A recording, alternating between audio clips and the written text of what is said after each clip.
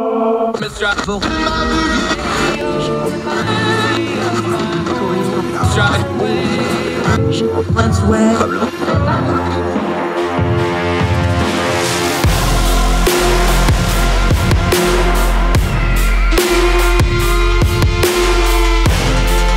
your host, Andrew Donaldson. This is Heard Tell.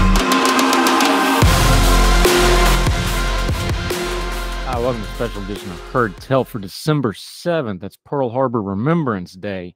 I want to tell you a story about Pearl Harbor, or a couple of them actually, surrounding some of the events of that day, as we are now over 80 years from it. That generation's almost completely gone. We're down to just a handful of survivors who are still with us.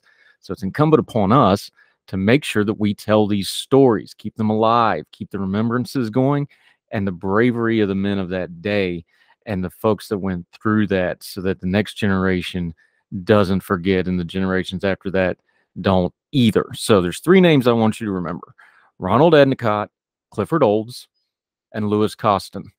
Now, you may not have heard those names before, but you should. Let me tell you their stories. This is from a piece I wrote a couple of years ago. I'll link to it for you over at Medium, called Beyond Remembrance of December 7th, of Pearl Harbor Day. Ronald Endicott, Clifford Olds, and Lewis Costin are three of the honored dead from the Japanese attack on Pearl Harbor on December the 7th, 1941. Endicott and Costin were buried at the Punch Bowl National Memorial Cemetery of the Pacific in Honolulu. Olds' remains were returned to his hometown to be buried, and all three have headstones that say December 7th, 1941. Inscribed on them, "The day that will live in infamy," as FDR declared before Congress, and asking for a declaration of war. A day that would be remembered even though these three of the 2008 Navy personnel, 109 Marines, and 218 Army dead, would seem a footnote if they were remembered at all. Along with the 68 civilians who died, making the total death 2,403, the fate of these three men may seem small, maybe barely worth mentioning.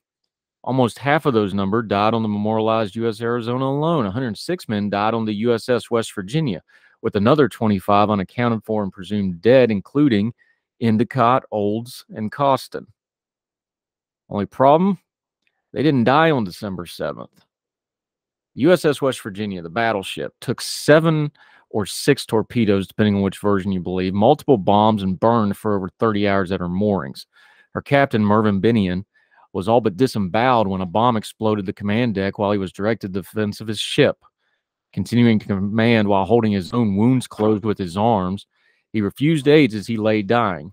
He was one of 15 Medal of Honor recipients from that day, like most of them posthumously. Dory Miller, who attended him among many others that day and later took to the ship's anti-aircraft defenses, would become the first African-American recipient for the Navy Cross for his actions that day, including taking care of Binion. But far below the superstructure of the ship, another drama was playing out.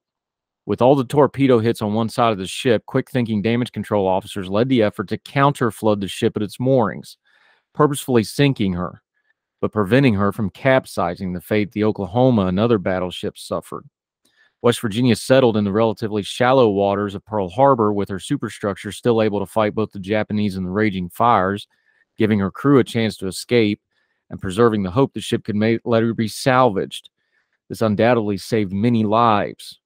But the problem for the three men at their battle station in the freshwater pump room far below decks was that they were now trapped. Salvage crews swarmed the battered fleet after the attack, and indeed most of the ships were returned to some manner of duty. The USS West Virginia would be raised 6 months later, repaired first at Pearl Harbor before being rebuilt at Bremerton, Washington, and returned to the war in July of 1944 at Surigao Strait. It was the West Virginia that led the line, including other Pearl Harbor veteran ships, in the other destruction of the Japanese Southern Force, and the last action between battleships fighting in a formal line in all of history.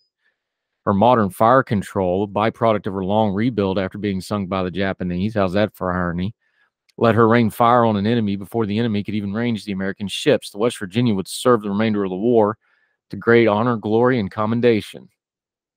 But it was an obscure piece of paper, remnant of that darker day in 1941 when she sank, that the Navy not only didn't publicize, but hid from the public and the families of the three men for nearly half a century.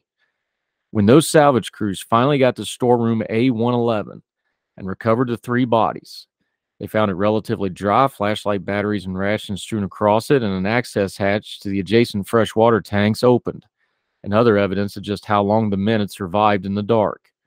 Most horrifying was the wall calendar. There was a red X still marked off from December 7th until the last marking, December the 23rd. While many observed their advent calendars, the three men must surely have known they were recording their own hopelessness, yet maintaining their humanity as best they could while fighting to survive anyway. At least one of them almost made it to Christmas.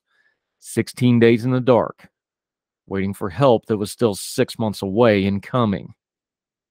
Historical events loom large, and things like Pearl Harbor draw attention.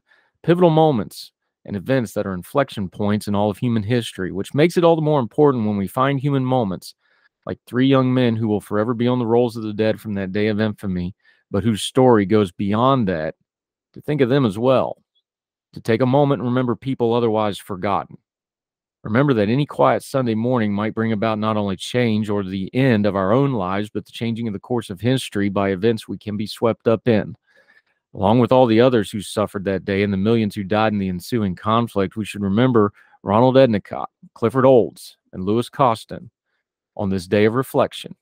Three men who deserve to have their footnote in history known and honored and remembered. One more footnote about the USS West Virginia. We already told you about Captain Binion and Dory Miller.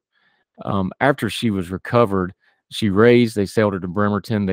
We talked about Suragawa Strait and that she led the line of battle. The battleship that she helped sink, the West Virginia's first salvo, hit the Yamashiro, an Imperial Japanese Navy battleship.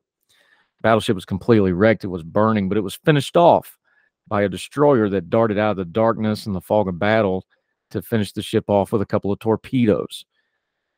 History had lost which ship that was until after the war they finally discovered. The ship that had finished off the Yamashiro, the ship that had been damaged by the USS West Virginia in her resurrected form, the USS Binion, named after the captain of the West Virginia in Pearl Harbor. Remember Pearl Harbor today, honor the dead, remember those that survived, and never forget. Thank you for joining us on this abbreviated and special version of Heard Tell. We'll be back soon for more. You can find us on all the iTunes, Spotify, all the podcasting platforms, and our YouTube channel. We have a show every weekday, and we hope you join us. So wherever you and yours are on this day of remembrance, we hope you're well. We hope you're well fed. We'll talk to you again soon for more Heard Tell.